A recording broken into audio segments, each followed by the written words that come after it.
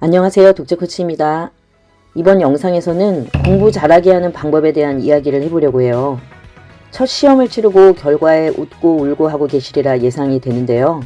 아이들도 부모님들도 정말 모두 고생하셨습니다. 지난 오프 모임에서 나누었던 이야기들이 조금 도움이 될까 해서 오늘 영상을 만들어 보았는데요. 모든 부모님들의 한결같은 소망, 바로 어떻게 해야 우리 아이가 공부를 잘하게 할 수 있을까 하는 것이겠죠. 지난 모임에서 구독자님들과 이야기를 나누는 동안 크게 느껴지는 것들이 있더라고요. 엄마랑 수다 떠는 것을 좋아하는 중학생 아이를 둔 구독자님이셨는데요. 공부 시간이 부족할까봐 달래서 도서관으로 보낸다고 하시더라고요. 또 한 분은 그런 아이를 부러워하기도 하셨고요. 아이가 방문도 닫고 입도 닫아 버렸다는 것이죠.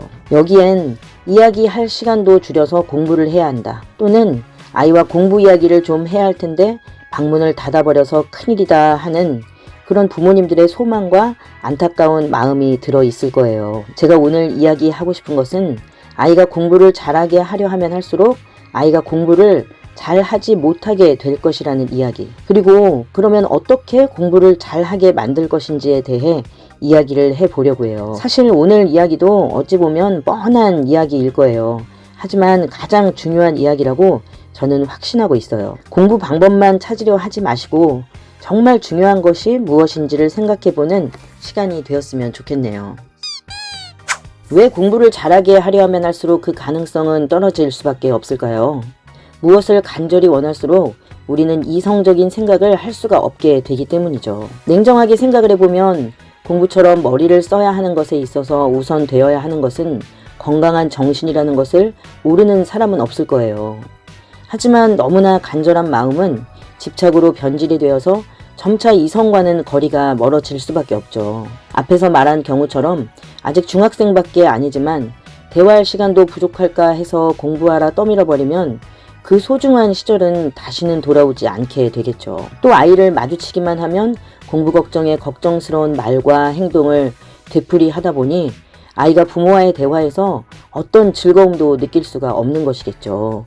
그러니 입도 문도 닫아버리는 게 아닐까요? 조금만 더 생각해보면 시간을 쪼개서 공부할 시간을 마련했다 하더라도 그 시간 동안 아이가 오롯이 공부에 매진할 리는 정말 만무한 것이죠. 사람은 자신의 희노애락 같은 감정을 가까운 사람, 즉 아이들은 부모와 나누고 싶은 것이 본능이죠.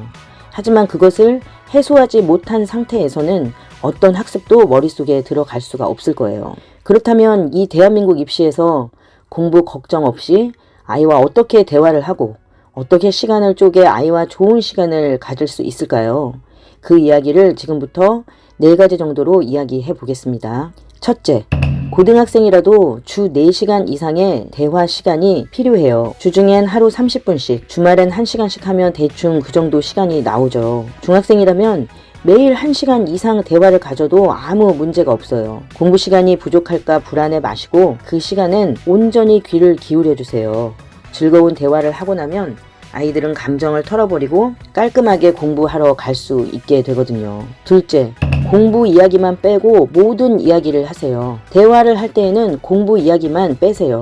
물론 이것저것 걱정이 되어서 묻고 싶고 간섭하고 싶은 것 알죠. 하지만 그런 잔소리들로 아이가 바뀌던가요? 그래, 엄마 말이 맞아 하며 부족한 것을 채우려고 하던가요? 물론 집안의 근심 걱정을 함께 나누려는 것도 절대 금지해야 해요.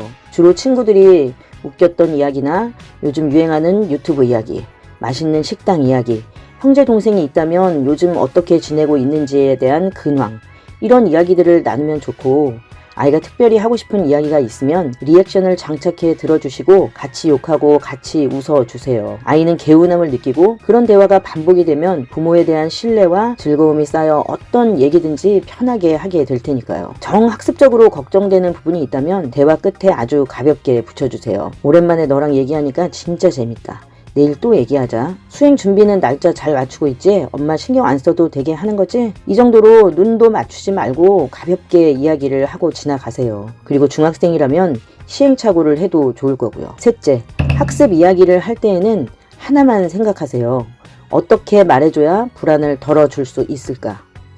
모든 부모님들이 아이와 학습에 대한 이야기를 하는 패턴은 동일하죠. 공부했어?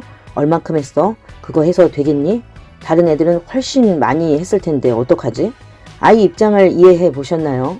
눈만 마주치면 쏟아지는 공부 질책에 숨이 막힐 거예요. 자기도 잘 알고 있죠.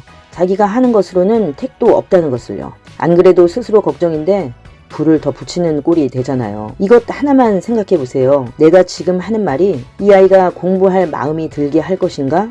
공부로부터 도망가게 할 것인가를 말이죠. 불안을 낮추려면 이렇게 이야기를 해주세요. 매일 하기 싫은 공부를 참고 하고 있는 게 엄마는 네가 존경스러워. 진짜야. 공부하기 좋아하는 사람이 어딨어. 그런데 하기 싫을 때는 억지로 하지 말고 집중이 안 될 때는 빨리 멈춰서 쉬는 게 좋아. 네가 지금 잘하고 있는 것 같아. 근데 부족하게 느껴지는 건 엄마한테 바로바로 이야기해야 해. 해결책은 다 있거든. 그리고 불안한 건 당연한 거야. 그런 게 있어야 공부도 하게 되는 거니까. 그래도 너무 불안할 때는 엄마랑 이야기해서 좀 털어버려도 돼. 매일 이야기해도 되니까. 지금 하고 있는 것을 부정하지 말고 어려움이 있을 땐 적극적으로 돕겠다는 그런 마음을 보여줘서 아이가 든든한 울타리로 느낄 수 있도록 해줘야 한다는 것이죠. 넷째, 절대 지나간 것에 대한 후회스러운 말을 하지 마세요. 내가 일반고에 갔더라면, 내가 자사고에 갔더라면. 고등생활은 힘들기 때문에 후회스러운 마음이 당연히 들 수밖에 없죠. 아이는 그럴 수 있어요. 그렇지만 부모님은 그것에 절대 동조하시지 말라는 거예요. 다만 공감은 해줄 수 있어요. 그렇지만 같이 후회하면서 그러게 말이야. 네가 일반고에 갔었으면 내신이 이러진 않았을 텐데. 이런 말은 아이를 통째로 흔드는 말이 될 수밖에 없어요. 누구나 가지 않은 길에 대한 후회가 있지. 너도 그럴 거야. 그래서 속상하겠다. 그렇지만 계속 후회만 하고 있으면 무슨 답이 나오겠어. 있는 자리에서 뭘 할 수 있을지 생각을 해봐야지. 자꾸 아이에게 유리한 것을 찾게 하지 마시라는 거예요. 입시가 끝이 아니니까요. 더구나 그 유리함도 진짜 유리함이 될지 반대가 될지 아무도 모르는 것이니까요. 오늘 제가 정리해본 내용은 이 정도인데요. 요약해보자면 공부를 잘하게 하려면 아이가 부모를 찾게끔 만들어야 한다는 것이죠.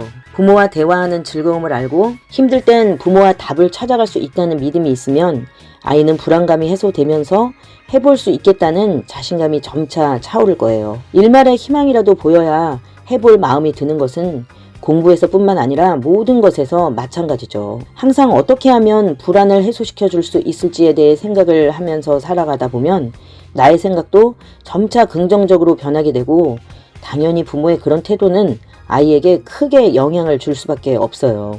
지금은 공부가 세상의 전부인 것 같지만 어른이 되어서 중요한 것은 긍정성과 현실 감각, 회복 탄력성 같은 것임을 잘 알고 계시잖아요. 물론 학생 때는 공부가 전부인 것처럼 생각해서 매진해야 하는 것은 맞지만 그 과정에서 삶에 도움이 되는 사고방식을 지니도록 도울 수 있어야 한다는 거예요. 그래야 입시 이후에도 아이의 삶이 좋은 방향으로 흘러가게 될 거라는 것은 너무나 자명한 것이니까요. 매번 실패를 경험하더라도 그것이 좌절이 아닌 성장으로 이끌어줄 것임을 아이와 부모 모두 배울 수 있기 때문이죠. 오늘 제가 준비한 영상의 내용은 여기까지입니다. 끝까지 시청해 주셔서 감사합니다.